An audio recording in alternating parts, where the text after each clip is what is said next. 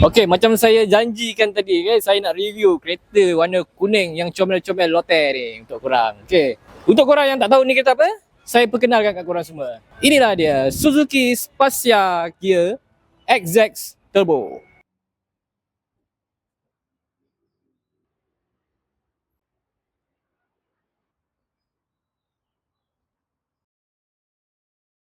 Ciri-ciri yang ada pada kereta ni, okey, dia pakai electric sliding door dekat dua-dua side, pedal shift, multi-function steering, keyless entry, ada HUD, LED headlamp, seat heater, 360 camera.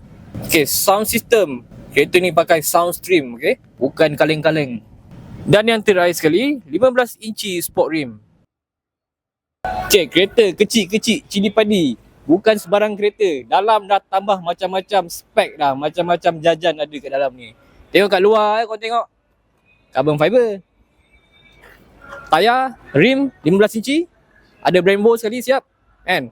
So apa lagi yang kau nak? Okay, untuk kereta tahun 2019, harga bermula daripada 85,550. Okay, so untuk korang yang nak dapatkan si comel ni, macam biasa boleh terus datang ke showroom kita. Boleh jumpa salesman, boleh cari saya juga, Azmi, untuk special price. So kita jumpa lagi next review. Adios amigos.